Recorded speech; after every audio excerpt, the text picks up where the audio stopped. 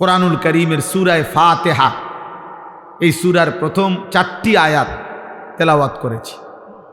আমাদের আলহামদুলিল্লাহ ন্যূনতম ঈমান আমল যার মধ্যে আছে, সামান্যতম মুসলমানি জীবন যার মধ্যে অল্প হলেও আছে, সেও আলহামদুলিল্লাহ সূরাটা পারে।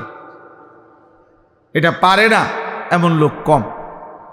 তো এই সূরায়ে ফাতিহা আমাদের জীবনে এক মুসলমানের জবান দিয়ে আল্লাহ তাআলা সবচেয়ে বেশিবার উচ্চারণ করা, এত বেশিবার আল্লাহ এটা বলায় যে সেই সকাল থেকে নিয়ে রাত পর্যন্ত 5 ওয়াক্ত নামাজ, ফরজ, ওয়াজিব, সুন্নাতে মুআক্কাদা, নফল, যত নামাজ, সব নামাজে বান্দার জবান দিয়ে আল্লাহ তাআলা বারবার বারবার বারবার সূরা ফাতিহা পড়ায়।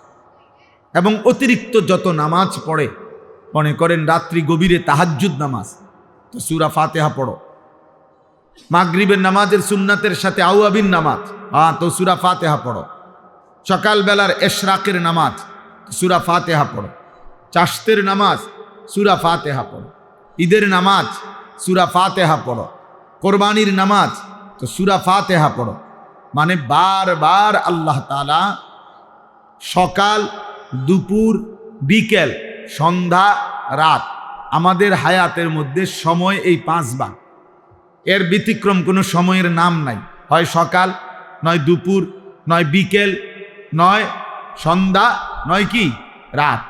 এজন্য নামাজকে আল্লাহ তাআলা সময়ের প্রত্যেক পরিবর্তনের সাথে একটা একটা নামাজ ঠিক করে দিছে।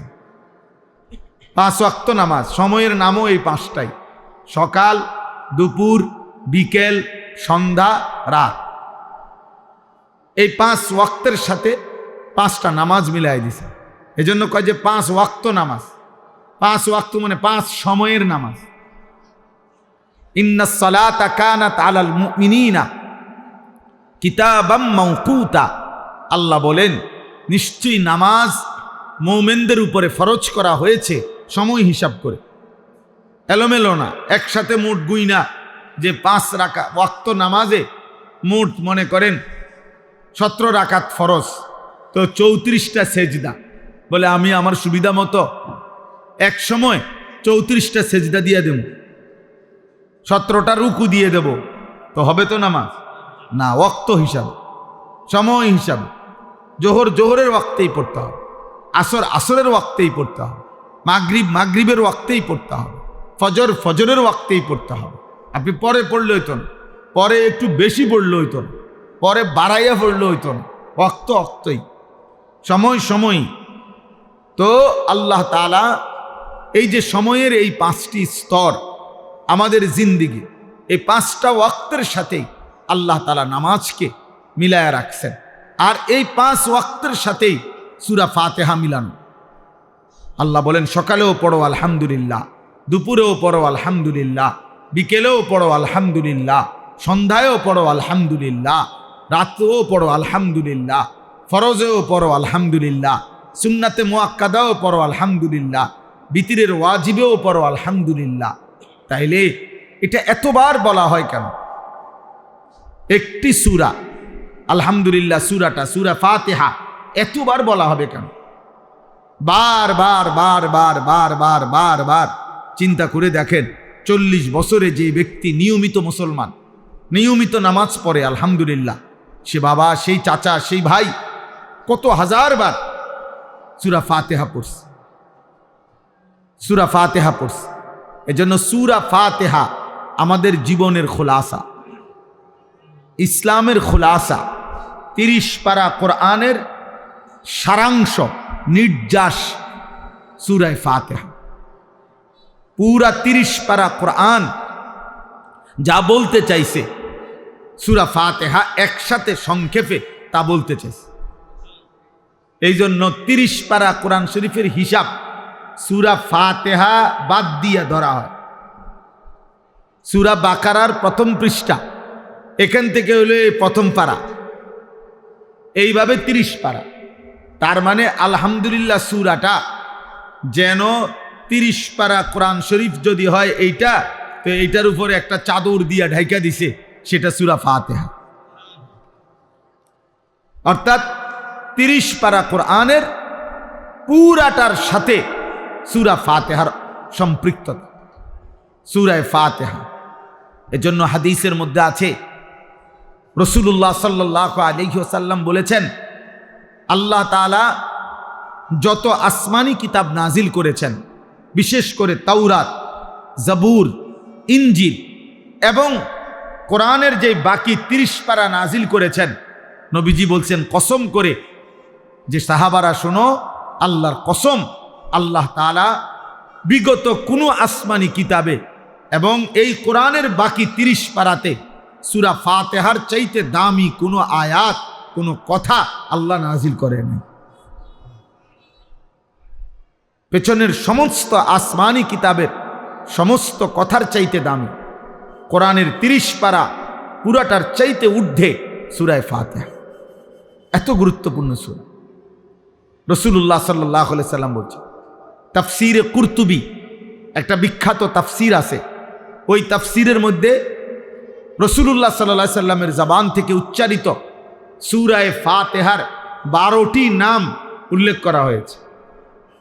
কোরআনুল কারীমের এই একটাই সূরা, যেই সূরার সবচেয়ে বেশি নাম আছে, সর্বোচ্চ 47টা পর্যন্ত মুফাসসিরিনে কেরাম সূরা ফাতিহার নাম উল্লেখ করছে। তাফসীরের মধ্যে আছে যেই জিনিস অনেক গুণাবলী সম্পন্ন, যার মধ্যে বিভিন্ন গুণাবলী থাকে, ওই জিনিসকে অনেক নামে উচ্চারণ করা হয়। বিশিষ্ট ইসলামী চিন্তাবিদ, আন্তর্জাতিক খ্যাতি সম্পূর্ণ মুফাসসিরে কোরআন, সুমধুর কণ্ঠস্বর, এই যে মনে করেন অনেক কিছু কয়, কেউ জনাব বিশিষ্ট দানবীর, সমাজ সেবক, গরিবের বন্ধু, এরকম অনেক কিছু বলা হয়। একজন উচ্চ শিক্ষিত ভদ্রলোক, অত্যন্ত অমায়িক ব্যবহারের অধিকারী, সাহসী, বাহাদুর একজন মানুষের ভিতরে যদি অনেক গুণ থাকে, তো মানুষ অনেক নামে তাকে উল্লেখ করে। তো সূরা ফাতিহার মধ্যে পুরা কোরআনুল কারীমের সমস্ত গুণাবলী সূরা ফাতিহার মধ্যে আছে, এই সূরার মধ্যেই আছে। এই জন্য আল্লাহ রাসূল সাল্লাল্লাহু আলাইহি সাল্লাম এই সূরার অনেক নাম উল্লেখ করছেন, অনেক নাম। নবীজি সাল্লাল্লাহু আলাইহি সাল্লাম বলছেন সূরাতুস সালাহ, এই সূরা ফাতিহা এইটাকেই বলা হয় নামাজ। সূরাতুস সালাহ, নামাজ, অর্থাৎ পুরা সব ওয়াক্ত নামাজকে যেমন নামাজ বলে, আলহামদুলিল্লাহ সূরাকেও সালাত বলে। হাদিসের মধ্যে আছে, আল্লাহ তাআলা বলেন হাদিসে কুদসি, নবীজি বর্ণনা করছেন, কাসসামতুস সালাতা বাইনি ওয়া বাইনা আবদি। আল্লাহ বলছে সালাতকে, নামাজকে আমি আমার মাঝে আর আমার বান্দার মাঝে ভাগ করে নিয়েছি। এইখানে মুহাদ্দিসিনে কেরাম বলে, এখানে সালাত বলতে সূরা ফাতিহা উদ্দেশ্য। সূরা ফাতিহাই আল্লাহ বলছেন আমি আমার বান্দার মাঝে আর আমার মাঝে অর্ধেক অর্ধেক করে ভাগ করে নিছি। সূরা ফাতিহার মধ্যে মোট 7টা আয়াত, এর মধ্যে অর্ধেক অর্ধেক 3.5 3.5। আল্লাহ বলছে প্রথম 3.5 শুধু আমি আল্লাহর জন্য, পরের 3.5 আমার বান্দার দোয়া, যেটা আমি তাকে দেব, আমি তাকে দেব। আলহামদুলিল্লাহি রাব্বিল আলামিন, এটা আমার বান্দা আমার জন্য বলেছে। আর রহমানির রহিম, এটা আমার বান্দা আমার জন্য বলেছে। মালিকি ইয়াউমিদ্দিন, এটা আমার বান্দা আমার জন্য বলেছে। এলো 3 আয়াত। ইয়্যাকা না'বুদু, এই অর্ধেক, এটা আমার বান্দা আমার জন্য বলেছে। আল্লাহ বলেন আমারটা আমি নিলাম বান্দার পক্ষ থেকে, ও আমার প্রশংসা করছে, ও আমারে যা বলার বলছে। এবার আল্লাহ বলেন বান্দা তোমার কি কি লাগবে তুমি সেটা বলো। তো আল্লাহ তাআলা বলেন, এবার বান্দা বলতেছে ওয়া ইয়্যাকা নাস্তাঈন, এই যে আমি আল্লাহ আপনার সাহায্য চাচ্ছি, এই অর্ধেক, এই এক আয়াতের অর্ধেক। এরপরে ইহদিনাস সিরাতাল মুস্তাকিম, আমি সরল সঠিক সিরাতে মুস্তাকিম, হেদায়েতের রাস্তা, জান্নাতের রাস্তা, সফলতার রাস্তা চাচ্ছি, এই একটা আয়াত। সিরাতাল্লাযীনা আনআমতা আলাইহিম, আপনার যুগে যুগে আদম আলাইহিস সালাম থেকে নিয়ে আল্লাহ আমি পর্যন্ত আমার আগে আপনি যাদেরকে সঠিক পথ দেখাইছেন, নেয়ামত দিয়েছেন, জান্নাতের রাস্তা দেখাইছেন, এমন কোন নেক বান্দার রাস্তা আমাকেও দেখাইয়া দেন, আমাকেও দেখিয়ে দেন। এই হলো দ্বিতীয় আয়াত।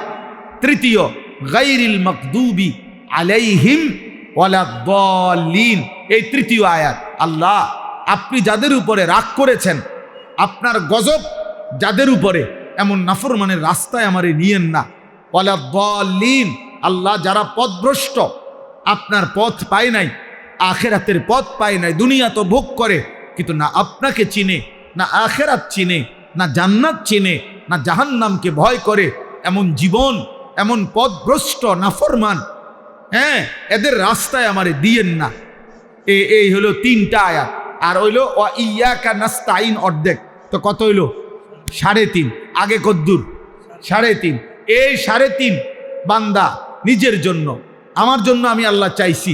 আল্লাহ ওয়াদা দিছেন, আমার যে বান্দা সূরা ফাতিহার পরের 3.5 দিল থেকে ইখলাসের সাথে যদি সত্যি আমার কাছে সেগুলো চায়, বলি আবদি মা সাআলা, আমি ওয়াদা দিলাম যা চাইছে বান্দা আমি তাই তাকে দেব, তাই দেব। কিন্তু আফসোসের বিষয় হলো না জোয়ান মানুষ, না বুড়া মানুষ, না মা বোন, না আমরা মুসলমানের সংখ্যাগরিষ্ঠ মানুষ, আমরা জানিও না যে আমরা সূরা ফাতিহায় কি বলতেছি, কি বলতেছি।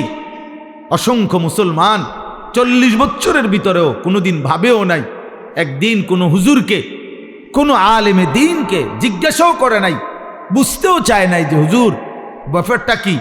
আলহামদুলিল্লাহ সূরা এতবার পড়ি কেন, এতবার বলি কেন, আল্লাহ আমার কাছে কি চাচ্ছেন এখানে, আমি বা কি বলছি এটা দ্বারা।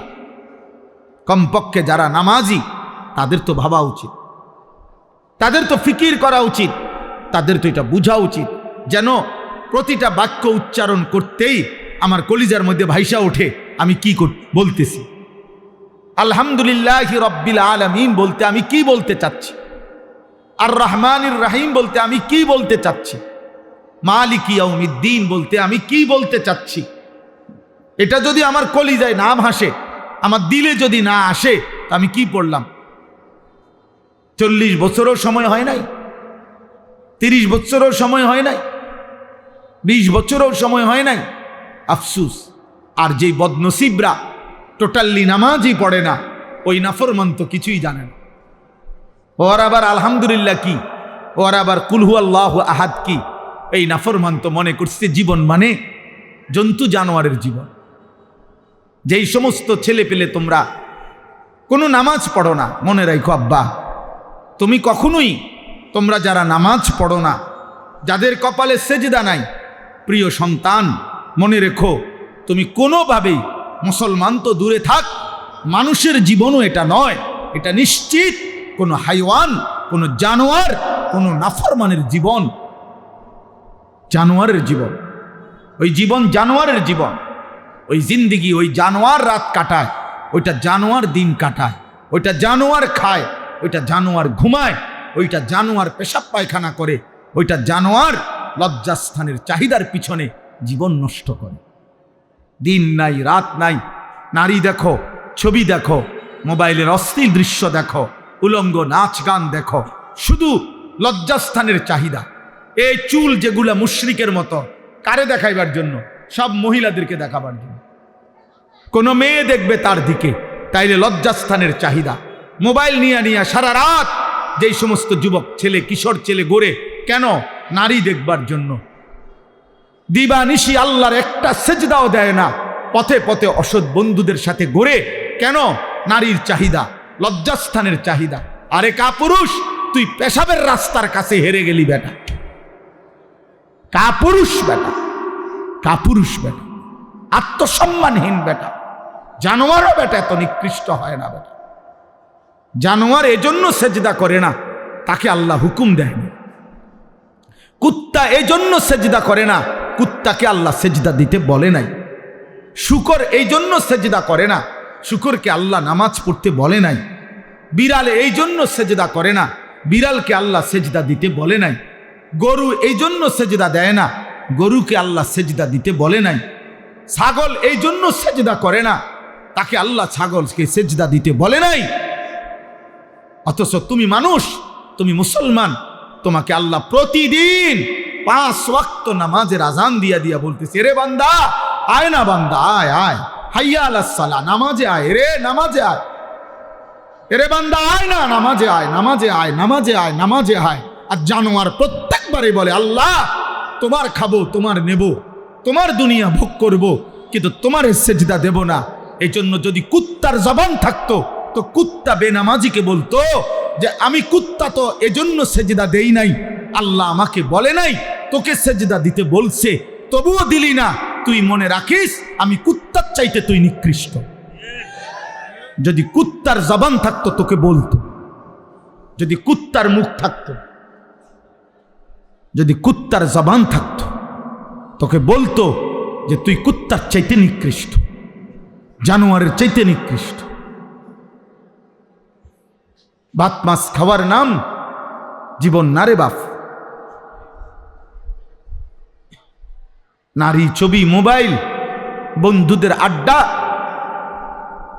আর এই বুট পেঁয়াজু চটপটি।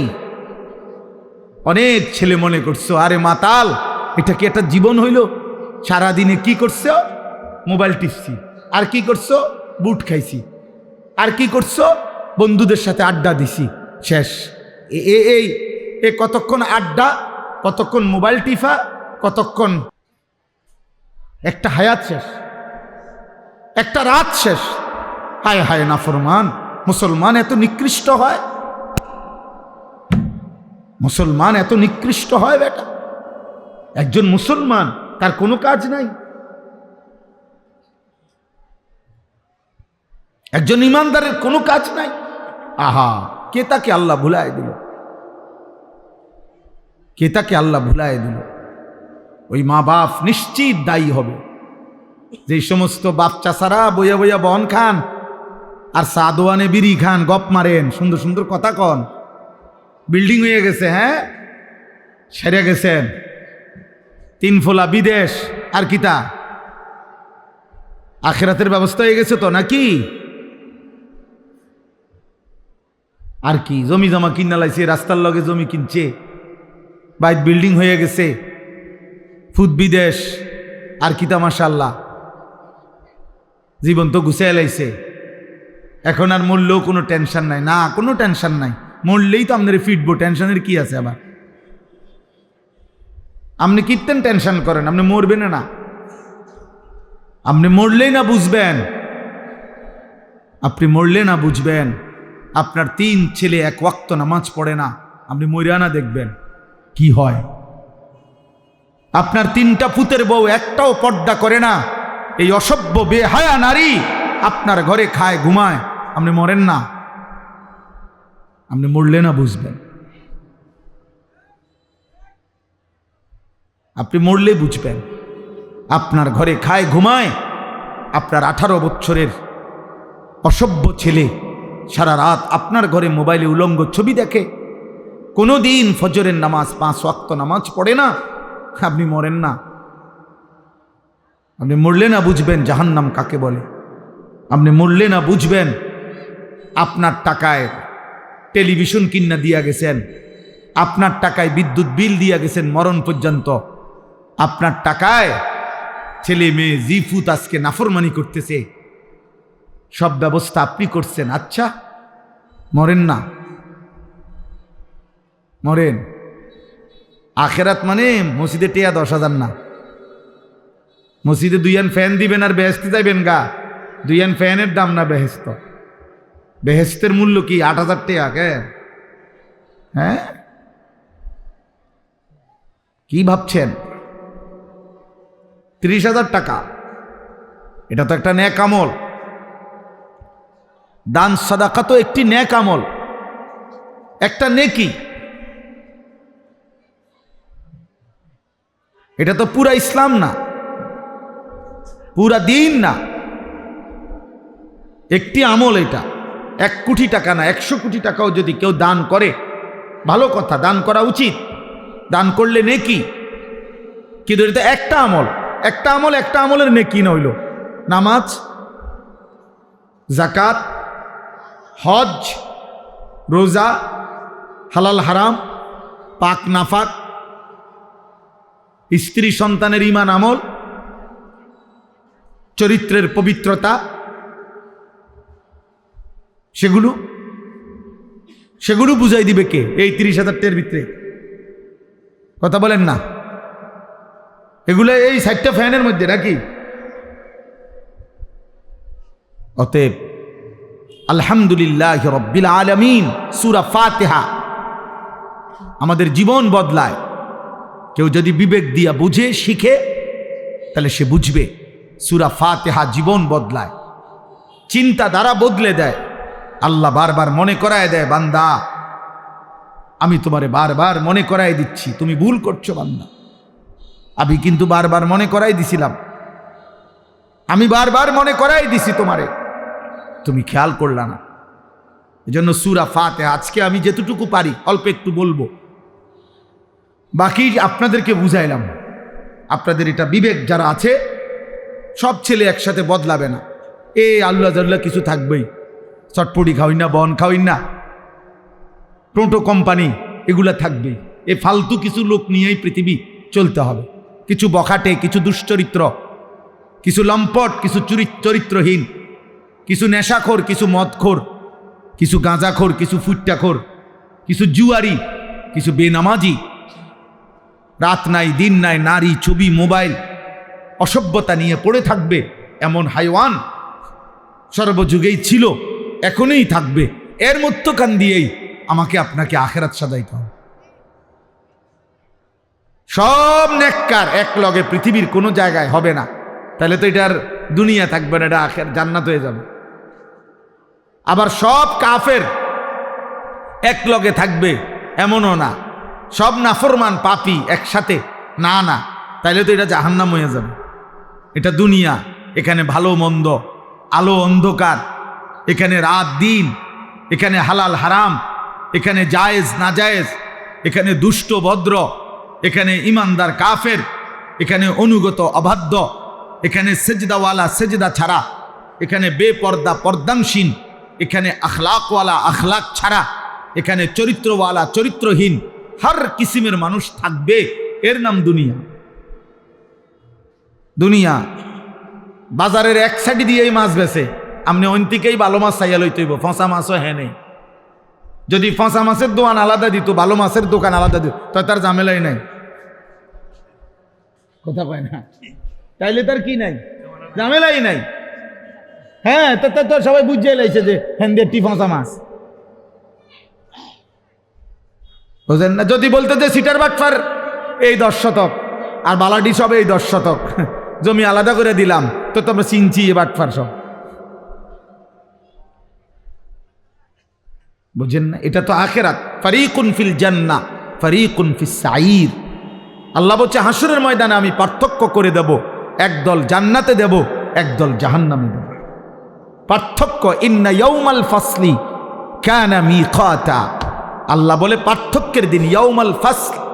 আখিরাতকে বলা হয় পার্থক্যের দিন, পার্থক্যের, ইয়াউমুল ফাসল, পার্থক্যের দিন। আল্লাহ বলেন আমি নির্ধারণ করে রেখেছি, আজ একসাথেই থাকতে হবে, এখান থেকেই আল্লাহকে রাজি করতে হবে, এখানেই কষ্ট করে থাকতে হবে, এখানেই কষ্ট করে থাকতে হবে। 4 বছরের ছেলে, 10 বছরের ছেলে, 14 বছরের ছেলে সন্তান আল্লাহর দিকে ফিরাইতে হবে, আখিরাত মনে করাইতে হবে, চেষ্টা করে যাইতে হবে। আমি সেদিন আমার 14 বছরের ছেলেকে বুকে জড়ায়া আদর করে বলছি, আব্বা যদি দেখো তোমার চারদিকে সকলেই একটা একটা বড় মোবাইল, তোমার বাড়ির, তোমার আশেপাশের চলার পথের প্রত্যেকের হাতে, তবু বাপ আমার তুই বড় মোবাইল হাতে নিও না আব্বা, পড়ালেখার এই সুন্দর জীবনটা বাপ নষ্ট করো না। নিজে বলছি ছেলেকে, বাপ আমার চোখের পানির বিনিময়ে আমি তোরে বলে গেলাম, বাবা বলে গেলাম, এই বড় মোবাইল আজকে লক্ষ লক্ষ ছেলেকে চরিত্রহীন বানায় দিছে। মা বাবার বাঁধন হারা, মা বাবার বাঁধন হারা, বাপের লগে কোনো সম্পর্ক নাই ফুতের, মায়ের সাথে কোনো সম্পর্ক, হাইওয়ানের মতো চুল। মুসলমানের বাচ্চা জানে না এটা কোনো বেঈমানের চুল। মুসলমানের বাচ্চা কত নিকৃষ্ট, একটা বার পেশাব করে কদ্দুর টয়লেট পেপার ব্যবহার করে না, পানি ব্যবহার করে না, অথচ সে কুত্তারে দেখে, কুত্তাও পানি নেয় না, টয়লেট পেপার ব্যবহার করে। মুসলমানের বাচ্চা, তার সামনে মসজিদে আজান হইল, সে এই মসজিদের সামনে দিয়ে হাইটা একটা জায়গা, ওই মসজিদে ঢোকে না। আজান হইছে তো সে সরে গেছে। মুসল্লিরা দেখলে যদি ডাক দেয়, ওর দাদার বয়সী কেউ যদি দেখলে ডাক দেয়, এই জন্য জায়গা লাইরে লাইছে। অথচ এটা সকলেই জানেন। এই ছেলেরা, বাবা তোমরাও দেখো, মসজিদে যখন আজান হয়, আজানের আওয়াজ শুনলে কাছাকাছি জায়গায় কুত্তা ঘেউ ঘেউ করে ওঠে, আর কুত্তা মসজিদের আজান শুনে জায়গার থেকে সরে অন্যত্র চলে যায়। এজন্য মসজিদের আজান শুনে যে ছুটে যায়, অন্যত্র পলায়া যায়, এটা মানুষের স্বভাব হইতে পারে না, কুত্তার স্বভাব। এটা কুত্তার স্বভাব, এটা কুত্তার খাসলত বেটা, এটা কুকুরের খাসলত, ইনসানের স্বভাব না, এটা মানুষের স্বভাব না। কি চেহারা বানায় ফেলছো ছেলেরা! মুসলমানের চেহারা এত কালো হয়, ইমানদারের চেহারা এত কালো হয়। হযরতে বেলাল হাবশি গোলাম ছিলেন, নিগ্রু ছিলেন, কিন্তু চেহারায় নূর চমকাইত, চেহারায় নূর চমক।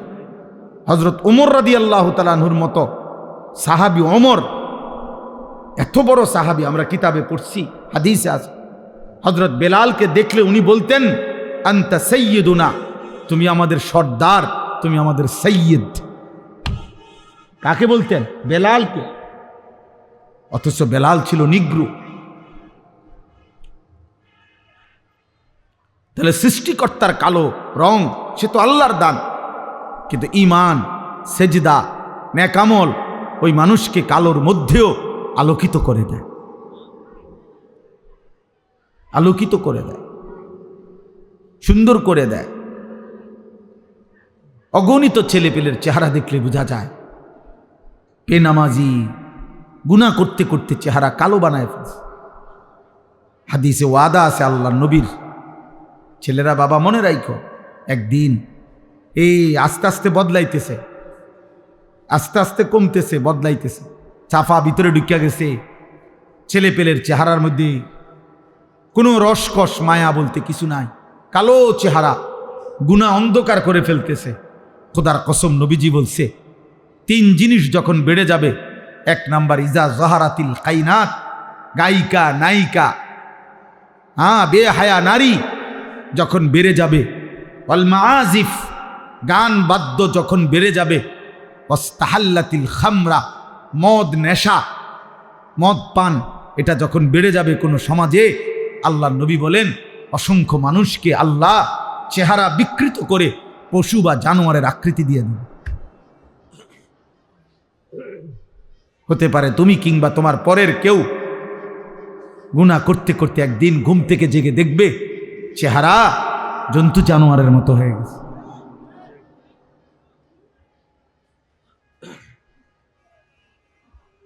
হ্যাঁ, মুশকিল হবে, মুশকিল হবে, মুশকিল, বিপদ হবে। এজন্য ছেলেরা বাবা, বয়স্ক বাবা, পর্দার আড়ালের মা বোন, নিজে পরিবারকে আলোর দিকে আনেন, ইমানের দিকে ফিরান, প্রয়োজনে কাঁদেন, প্রয়োজনে চোখের পানি ফেলেন, চোখের পানি ফেলেন।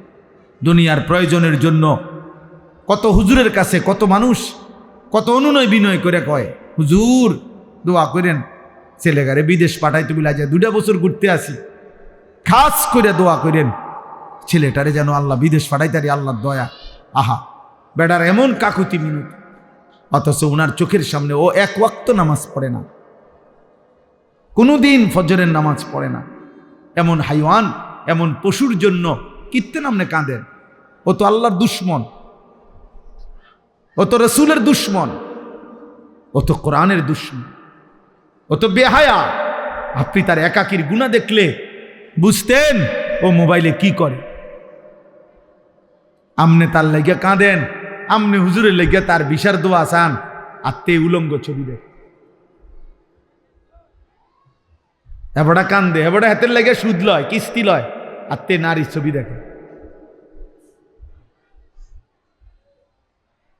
আরে বোকা বাপ, আপনি বুঝেন না আপনি সিরা খান, আপনি বুঝেন না আপনার ফুতের চুল চেহারা দেখলে বুঝেন না যে মুসলমানের কিছুর সাথে তার কোনো সম্পৃক্ততা আসেনি। তারে জিজ্ঞাসা করেন না কেন? কেন জিজ্ঞাসা করেন না? আমি জীবনে একবার বলছি না, অনেকবার অনেক মাহফিলে বলছি, আমার জীবনে আমি একবার শুধু একটা 4টা ফুলওয়ালা রঙিন 4টা ফুল টুপিটার মধ্যে সাদা একটা টুপিতে শুধু 4টা ফুল রঙিন আমি একবার জীবনে পড়ছিলাম। আমার আব্বা এই দেখছে আমারে, আমার আব্বা বলছে আমি জীবনে কোনোদিন সাদা টুপি ছাড়া ফুট অন্য কোনো টুপি পড়ি নাই, তুই বাপ পড়ো না। খুলে ফেলছি, আর কোনো দিন পড়ি নাই। রঙিন টুপি হারাম না, বোঝেন নাই আমার কথা, এটা হারাম বলি নাই। রঙিন টুপি পড়া নিষেধ নয়, কিন্তু আমার বাবা বলছে যে বাবা আমি কোনোদিন পড়ি নাই। আমার বাবা তার বাবাকে কোনোদিন দেখে নাই, এই জন্য বাবা নজর রাখছে। একজন মুসলমান বাবা এটা বলা উচিত যে আব্বা তুমি এটা কি চুল রাখছো, এটা মানুষের চুল না জানোয়ারের চুল, এটা মুসলমানের চুল না মুশরিকের চুল, আপনি এতটুকু বুঝেন না? আপনি এতটুকু বুঝেন না? ফজরের নামাজ পড়ে না, আপনি জিজ্ঞাসা করেন যে বাবা আসলে কি, তুমি কি আল্লাহ মানো না? তুমি কি রসুল মানো না? তুমি কি মরবা না? তা তুমি যে একদিনও নামাজ পড়ো না। আমি আমার বাচ্চা, আমার মেয়ে, ওর রুমে আমি একটা অ্যালার্ম ঘড়ি দিচ্ছি আলাদা, আমার রুমে একটা অ্যালার্ম ঘড়ি। আমি যেহেতু রাতের 3টা 4টা বাজে বাসায় যাই, আমি ওরে বলে নিছি, আজকেও বলছি, প্রায় বলি, আব্বু তুমি আগে উঠলে আমারে উঠাইবা, আমি আগে উঠলে আব্বু তোমারে উঠাবো, সবসময় বলে রাখছি। দুজনের অ্যালার্ম দিয়ে রাখছি, ওরে বলে রাখছি যে আব্বু তুমি তোমার ঘড়ি তো অ্যালার্ম দিবা 5টা 10-এ 5টায়, আমার ঘড়িটা তো দিয়া রাখবা আমার বালিশের পাশে, আমি উঠলে তোমারে উঠামো, তুমি উঠলে আমারে উঠাইবা। আল্লাহর নবী সাল্লাল্লাহু আলাইহি সাল্লাম বলছেন, ইজা আইকাযার রাজুলু আহলাহু, কোন পুরুষ যদি তার পরিবারের সদস্যদেরকে ফজরের নামাজের জন্য জাগিয়ে দেয়, ওয়াসাল্লা বিহিম জামিআন, এবং সকলেই যদি ফজরের নামাজ আদায় করে, কুতিবা ফিজ যাকিরিন আল্লাহ কাসীরান ওয়াজ যাকিরাত, আল্লাহ তাআলা ওই ফ্যামিলির সকলকে বেশি বেশি জিকিরকারী পুরুষ এবং নারীদের অন্তর্ভুক্ত করে দেবে। আর আল্লাহ বলছেন যে বেশি বেশি জিকিরকারী পুরুষ এবং নারীদের অন্তর্ভুক্ত হবে, আ'আদ্দাল্লাহু লাহুম মাগফিরাহ, তাদের জন্য মাগফিরাত আমি আল্লাহ নিজে রেডি করে রাখছি, আমি আল্লাহ প্রস্তুত করে রেখেছি মাগফিরাত, ওদেরকে আমি মাফ করে দেব। ওয়া আজরান আযীমা, এবং মহা বিনিময় জান্নাত আমি তাদের জন্য প্রস্তুত করে রেখেছি। আমাদের মিলেমিশে দায়িত্ব আল্লাহ আমাদেরকে মনে করায় দিছেন। আলহামদুলিল্লাহ রব্বিল আলামিন। আল্লাহ বলছে বান্দা খেয়াল করো, আমি আল্লাহ সূরা ফাতিহার মধ্যে কি বলতে চাচ্ছি। নবী সাল্লাল্লাহু আলাইহি ওয়াসাল্লাম এটাকে উম্মুল কোরআন বলছে, কোরআনের মূল, ফাতিহাতুল কিতাব, কোরআনের ভূমিকা, সূরাতুস সালাহ, এটাই নামাজের সূরা। আল্লাহ নবী বলছেন সূরাতুর রুকিয়া, এটা তাবিজ, নবীজি বলছেন তাবিজ, আন্নাহা রুকিয়া, এটা তাবিজ। এই পৃথিবীর সমস্ত রোগে, মৃত্যু ছাড়া হার রোগ, পেরেশানি, বিপদে আল্লাহ নবী সবক দিছে, সূরা ফাতিহা পড়ো, ফু দাও, ইনশাআল্লাহ আল্লাহ শিফা করে দিবে। সূরাতুল ফাতিহা শিফাউম মিন কুল্লি দাইন, সূরা ফাতিহা সমস্ত রোগের শিফা, সমস্ত রোগের শিফা। নবীজির এক সাহাবী আবু সাঈদ খুদরি রাদিয়াল্লাহু তাআলা আনহু এক জায়গায় যাওয়ার পথে ওনারা এক সর্দারকে এক গোত্রে সাপে কাটছে। সাপে, মুসলিম শরীফের হাদিস। সাপে কাটছে আর লোকেরা হুলস্থুল করে চিল্লাচিল্লি করতেছিল আর মানুষ খুঁজতেছিল যে কেউ সাপে কাটার ঝাড়তে পারে কিনা, এমন ওজা কবিরাজ। তো এই সাহাবাদের এই দল ওখান দিয়ে যাচ্ছিল, মনে করেন এই রাস্তা দিয়ে যাইতেছে, এই সময় এই চিল্লাচিল্লি শুনছে ওনারা। তো জিজ্ঞাসা করছে কি হয়েছে, বলছে ইন্না সাইয়্যিদ আল হাই লাদাগাহু, আমাদের এই বস্তির যে সর্দার আমাদের, ওনারে সাপে কামড়াইছে। তো তোমাদের মধ্যে কেউ এমন আছোনি যে সাপের কামড়ের বিষ নামাইতে পারে? হযরত আবু সাঈদ খুদরি বললেন, যদি বিষ নামাইয়া দিতারি কি দিবা? বলছে এক পাল ছাগল। এক পাল মানে অনেক ছাগল দেব। হযরত আবু সাঈদ খুদরি বললেন চলো। তো সূরা ফাতিহা পড়ে উনি ওই ব্যক্তির ওই জায়গার মধ্যে বারবার ঝাড়ছেন, মানে ফু দিছেন। আল্লাহর কুদরতে সাপের বিষ নাইমা গেছে, ওই ব্যক্তি শোয়ার থেকে সোজা হইয়া বইয়া গেছে। ফাবারাআহুল্লাহ, হাদিসের শব্দ, আল্লাহ তাকে শেফা করে দিলেন। এরপরে ওরা এতগুলো ছাগল উনারে হাদিয়া দিছে। উনি এগুলা নিয়ে মদিনায় নবীজির কাছে আসছে। আয়েশা বলছি ইয়া রাসূলুল্লাহ, এই ঘটনা। হ্যাঁ, তো আল্লাহর নবী বললেন তুমি কি দিয়ে ফু দিছ? কাজে আমি সূরা ফাতিহা পড়ে পড়ে ফু দিছি। নবীজি বলছেন তাহলে তুমি কিভাবে জানলে আন্নাহা রুকিয়া? এটাই তো একটা বড় তাবিজ, এটাই তো ঝাড়ফুকের একটা বড় তাবিজ। হ্যাঁ, তখন আল্লাহর নবী এই শব্দ বলছেন। তো আল্লাহর নবী বলছে ঠিক আছে, এই বকরিগুলো তোমরা খাও, ব্যবহার করো, আর এটা পর্যন্ত বলছে গোশত পাকাইলে আমারও দিও, আমারও খাওয়ায়ও। তার মানে বুঝাইতে চাইলাম সূরা ফাতিহা আমাদের জীবনের একটা গুরুত্বপূর্ণ অংশ। আল্লাহ তাআলা এই সূরার শুরুতে বলছেন আলহামদুলিল্লাহি রাব্বিল আলামিন, সমস্ত প্রশংসা আল্লাহর জন্য। রব্বিল আলামিন, যিনি জগৎসমূহের প্রতিপালক, পালনকর্তা। এই একটা কথাই বুঝাই। আলহামদুলিল্লাহ, আল্লাহ বলেন সমস্ত প্রশংসা আল্লাহর জন্য। যদি বলি কেন সব প্রশংসা আল্লাহর জন্য কেন, তো আল্লাহ তাআলা বলেন বান্দা সব যে আমার, প্রশংসা আমার হবে না কেন? এই সৃষ্টির যেদিকে যা, গোটা কায়নাতের যেখানে যা, সবই তো আমার। যত হাসি, যত আনন্দ, যত সৌন্দর্য, যত সৃষ্টি, যত মাখলুক, যত অবস্থার পরিবর্তন, সবই তো আমার, সবই তো আমার।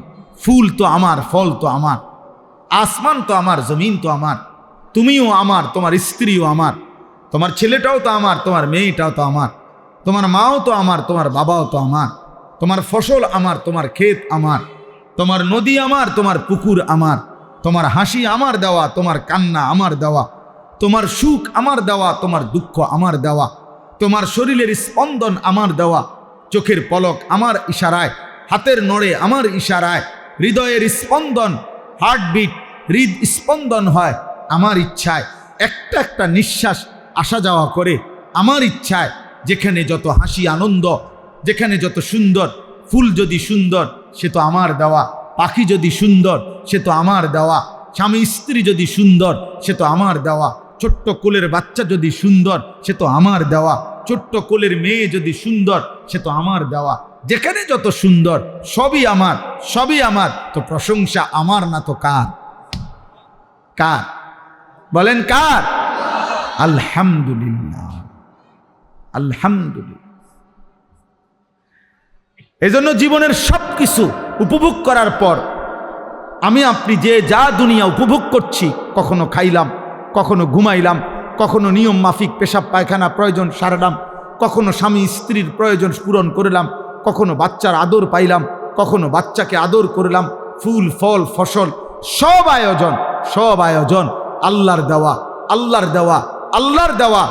এই ভাই, তো সেই আল্লাহকে যার একবারও মনে পড়ে না, আজকের দিনে ভাত খাইলো, নাস্তা খাইলো, ঘুম যাইলো, চললো, ফিরলো, হাত নাড়াইলো, পাও নাড়াইলো, চোখ তার তাকাইলো, নিঃশ্বাস আসা যাওয়া করছে, আল্লাহর পাকের দেওয়া হৃদস্পন্দন, হার্টবিট চলতেছে, এরপরেও 24 ঘন্টা আল্লাহর দেওয়া এই কায়নাত ভোগ করার পরেও যেই নাফরমান আল্লাহকে একটা সেজদাও দেয় না, তোর চাইতে নিকৃষ্ট, গাদ্দার, অসভ্য, বেয়াদব বেটা আসমানের নিচে জমিনের উপরে আর কেউ নাই। তুই এই সমাজের সবচেয়ে বেশি অসভ্য, এই সমাজের চূড়ান্ত বেয়াদব। এই জন্য বেনামাজি ছেলেরা ওই ডিগ্রি মিগ্রি দেখাইও না, সার্টিফিকেট গোল্ডেন এ প্লাস ইডি দুইয়া পানি খাও, এডি ছাড়াও কোনো ডিগ্রি নাই, কোনো সার্টিফিকেট নাই, কোনো পড়ালেখা নাই, কিচ্ছু নাই। একবারে মূর্খ, বাপে মূর্খ, দাদাও মূর্খ, ফুতো মূর্খ, নাতিও মূর্খ, এরম অসংখ্য মূর্খ বকলম, নাম দস্তখত করতে জানে না। দুনিয়া হাজার হাজার কোটি কোটি টাকা দুনিয়ার সম্পদ তার আছে, দুনিয়া ভোগ করছে, সুন্দরী নারী, দামি গাড়ি, বড় কোনো ক্ষমতা, বিরাট বাড়ি, বিশাল বড় বিলাসবহুল আরামদায়ক জীবন, এরকম নাফরমান অথচ মূর্খ বকলম তারাও তো দুনিয়া ভোগ করছে। তো তুমি কিত্তা এডি হুদা পড়লা?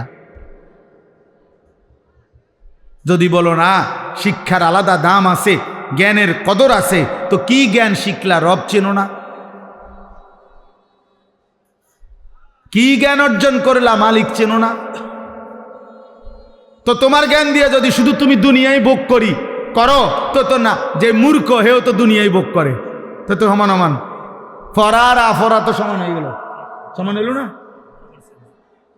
খান্দা না খান্দা বরাবর, জানা না জানা তো বরাবরই হলো।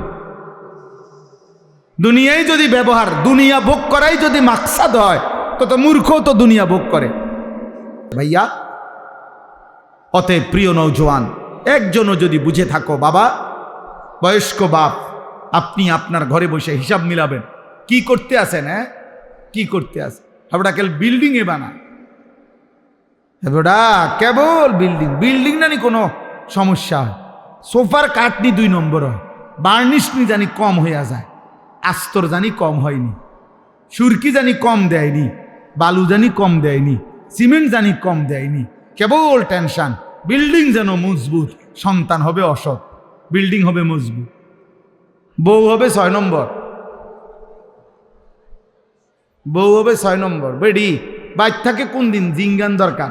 এখনকার মহিলাদেরকে এ পরিমাণ বাজারে যায়, সপ্তাহে প্রতিদিন মহিলারা এত বেশি পরিমাণ বাজারে যায়, আমার মনে হয় জিজ্ঞাসা করা দরকার যে বোন, চাচি, আপনি বাইর থাকেন কোন দিন?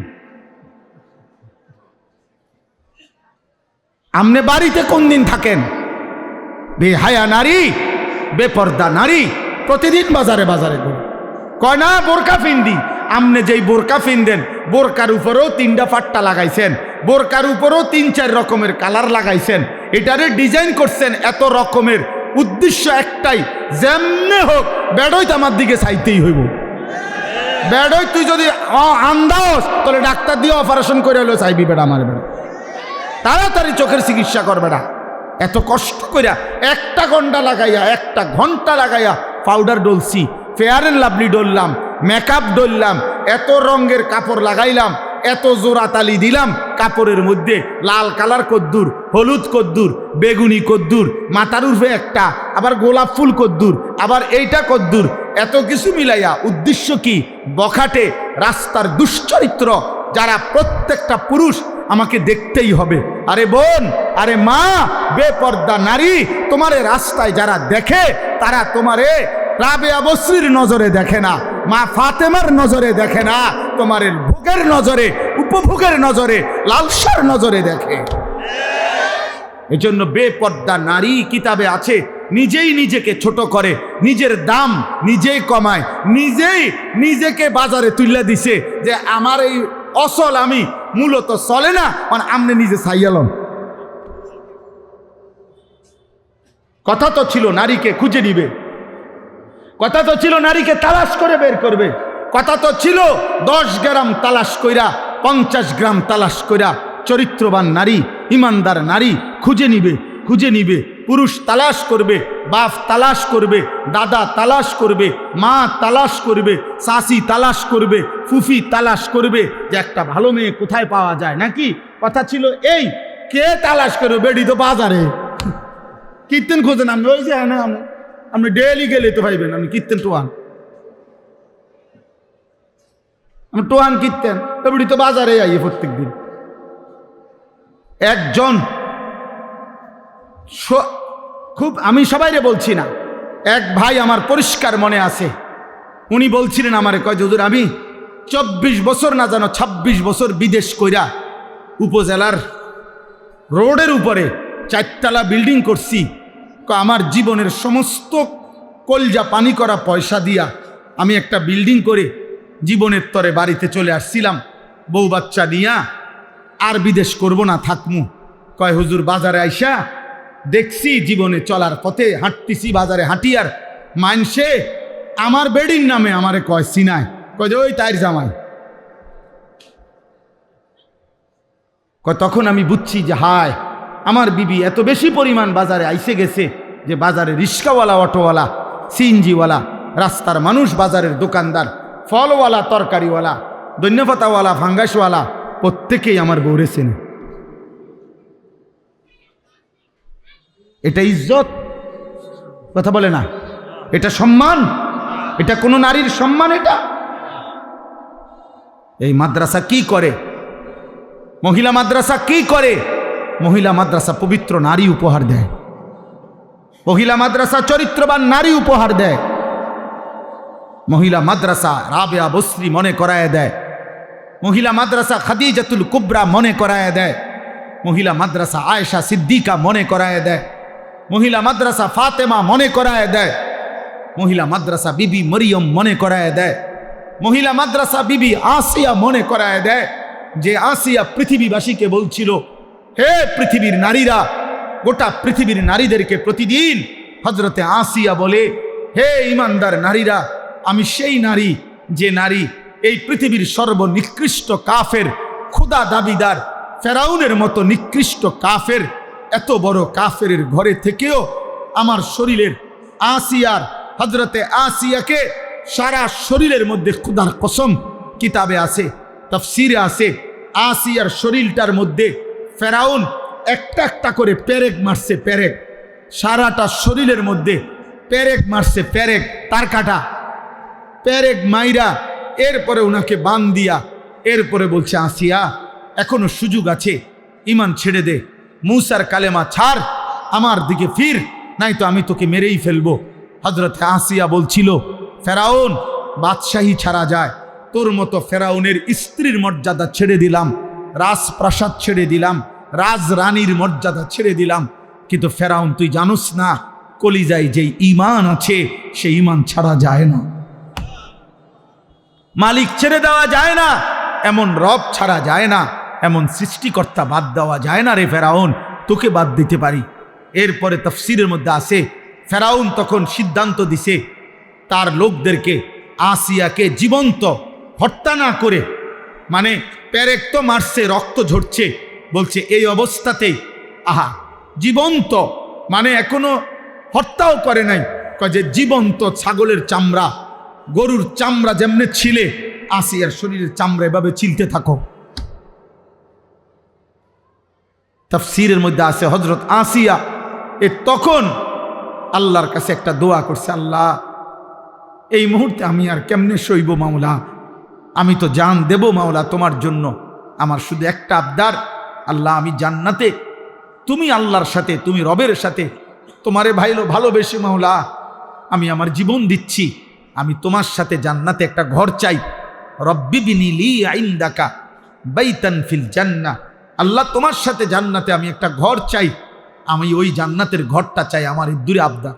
আল্লাহ তখন তাফসীরে আছে আল্লাহ জিব্রাইলকে বলছে, জিব্রাইল আমার আসিয়ার জান্নাতের ঘর তার চোখের সামনে নিয়ে যাও, ও যেন জান্নাতের ঘর দেখতে দেখতে শহীদ হয়ে জীবন দিয়ে আমার জান্নাতে চলে আসে। তাহলে একজন নারী প্রমাণ করছে আমি এত বড় কাফের ঘরে থেকেও যদি ঈমান বাঁচাইতে পারি, আমাদের মা বোনদের স্বামীরা তো মুসলমান, মুসলমান না? কথা বলেন না কেন? স্বামীরা মুসলমান না? শ্বশুর মুসলমান না, শাশুড়ি মুসলমান না, দেবর মুসলমান না, ভাসুর মুসলমান না, তাহলে এতগুলো মুসলমান থাকলে মুসলিম পরিবারের মধ্যে থাইকা আমার বোন, আমার নারী, সে পর্দা রক্ষা করতে পারবে না কেন? সে কি ফেরাউনের ঘরে, সে কি নমরুদের ঘরে থাকে? পারবে না কেন? কেন পারবে না? অতএব আমি আর লম্বা করতে চাই না দোস্ত আমার। আমি আপনাদের কাছে সবসময় আসি, আপনাদেরই ভালোবাসার মহব্বত, আমার সব চোখ পরিচিত, ছেলেরাও তোমরা আমার পরিচিত,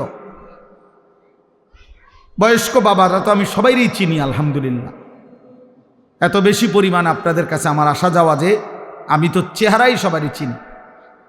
তাইলে আমার শেষ আবদার এটা, আল্লাহ বলছে বান্দা এই গোটা সৃষ্টির সব আয়োজন আমি রব্বিল আলামিন, আমি জগতের রব, আমি পালন কর্তা।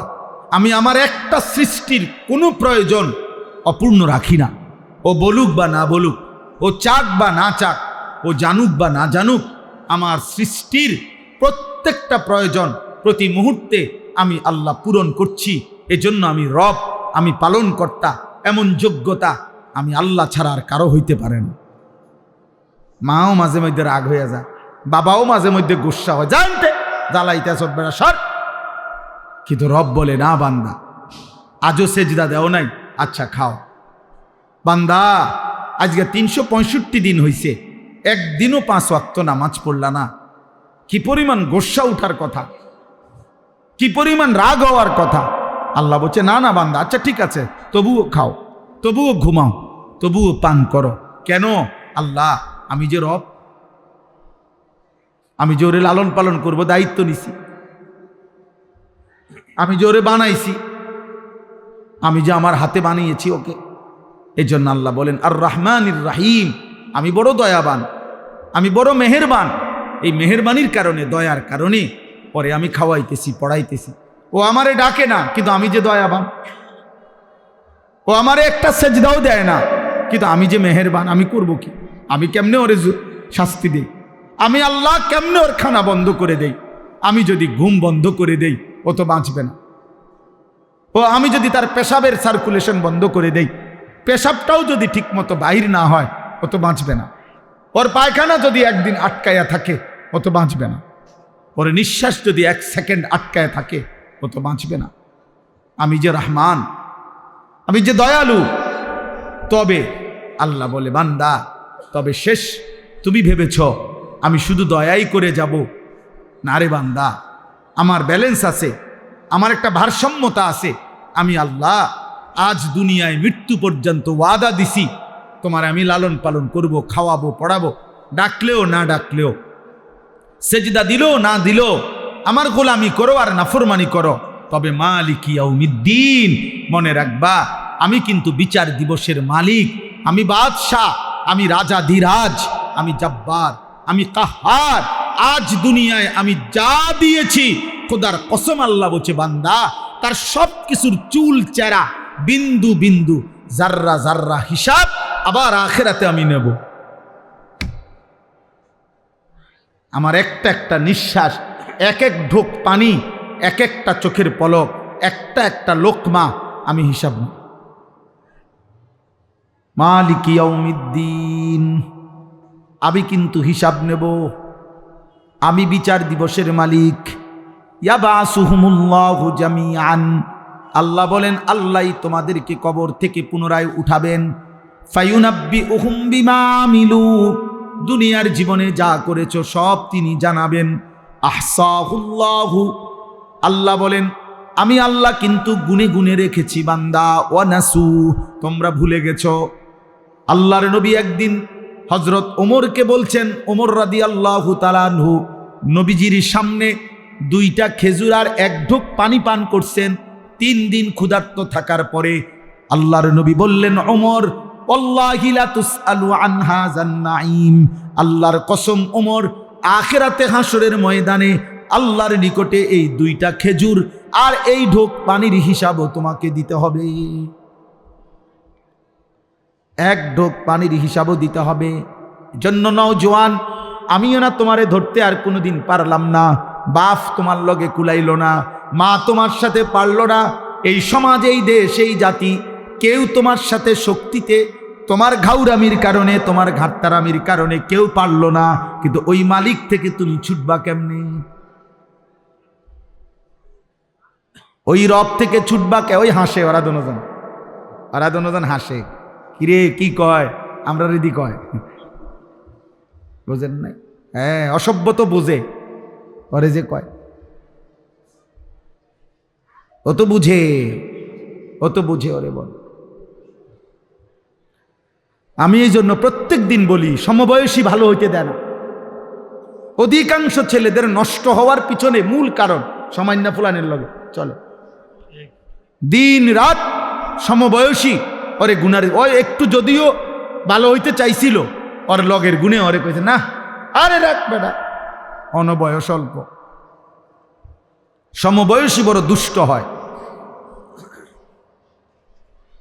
এই জন্য সামান্যায়, শুধু সামান্যার লগে যদি চলো ভালো হবে, বড়র সাথে চলতে হবে, আল্লাহওয়ালার সাথে চলতে হবে, কোনো দিনদার মুত্তাকির কাছে মাঝে মধ্যে যাইতে হবে, নাহলে পারতা না। জোয়ান হোক বুড়া হোক, প্রত্যেক ব্যক্তি, একেবারে 90 বছরের বুড়া মিয়া চাচা আপনারে বলি, আপনিও যদি একলা একলা চলেন পারতেন না।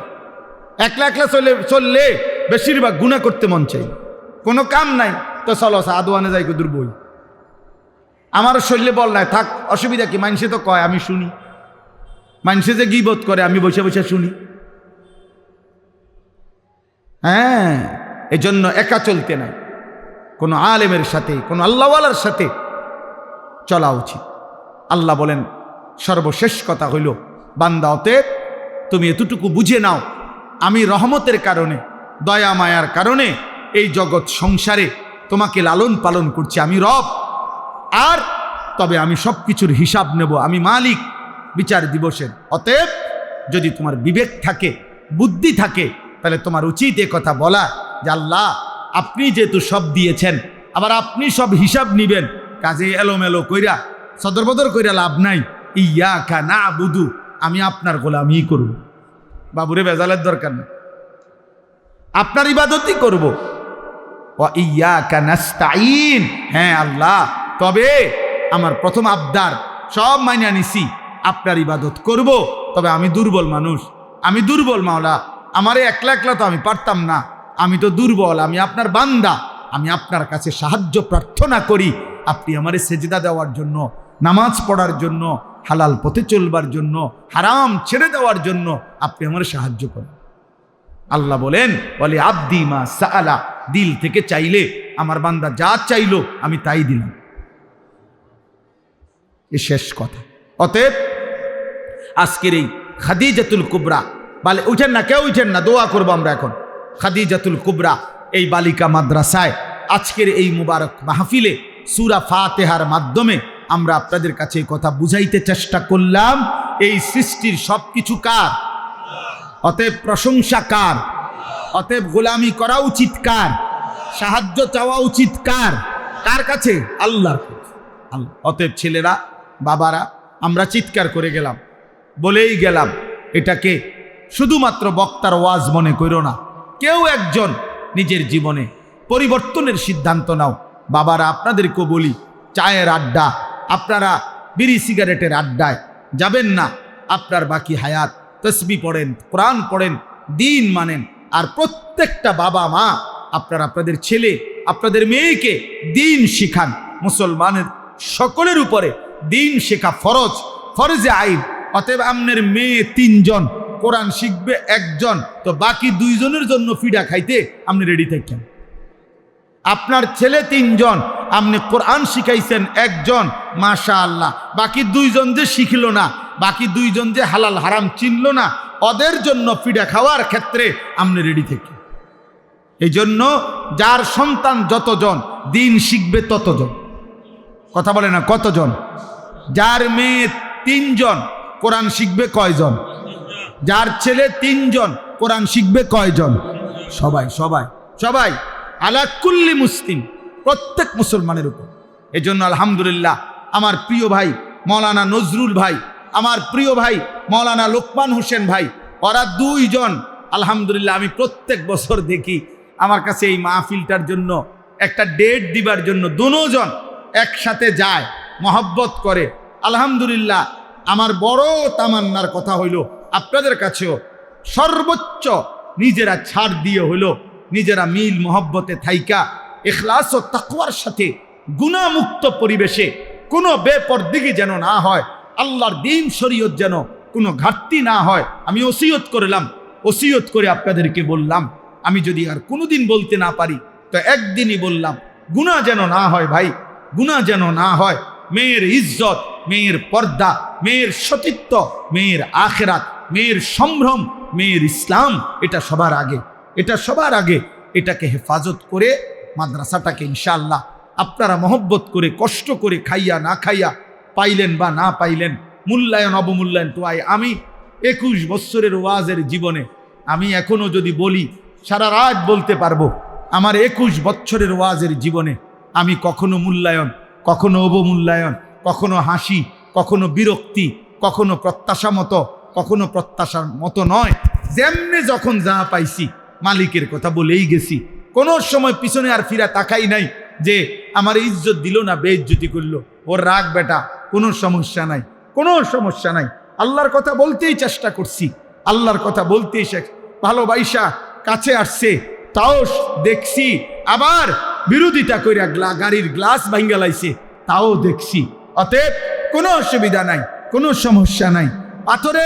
পাথর ছোট্ট ছোট্ট কঙ্কর মাইরা আমার মাহফিলের তার ছিঁড়া ফেলছে, প্যান্ডেলের কাপড় ছিঁড়ে ফেলছে, আমি এইটাও দেখছি। আবার ভালোবেসে বুকে জড়ায় ধরছে, এটাও আমি দেখছি। মূল্যায়ন অবমূল্যায়ন সব হালতে আল্লাহর কথা বলতে থাকা।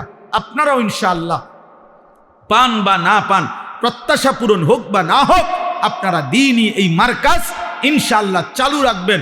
আপনাদের ইখলাসের বরকতে আপনাদের পরেও ইনশাআল্লাহ আমরা দোয়া করব কিয়ামত পর্যন্ত এই মাদ্রাসা টিকে থাকবে ইনশাআল্লাহ। বলেন ইনশাআল্লাহ। আপনারা প্রত্যেকেই, আমার শেষ অনুরোধ, 2টা মিনিট শুধু কষ্ট করে আপনারা 2 মিনিটে আমার এই মাদ্রাসায় আমাদের বাচ্চাদের মেয়েদের জন্য আগামী বছর কিছু কিতাব কিনবে। শরহে বেকায়া জামাত, হেদায়া জামাত, এই জামাতগুলোর কিছু কিতাব কিনবে, মেয়েরা দিন শিখবে, একটা একটা পৃষ্ঠা উল্টাবে, আপনি কসম আল্লাহ নেকি পাবেন। আপনার এক সেট কিতাবের দাম গড়ে 5000 টাকা। অতএব আপনারা যদি হিম্মত করেন, প্রয়োজনে 2 জনে মিল্লা দিলেন, প্রয়োজনে 3 জনে মিল্লা দিলেন, প্রয়োজনে 1 জনে দিলেন, কয়েক সেট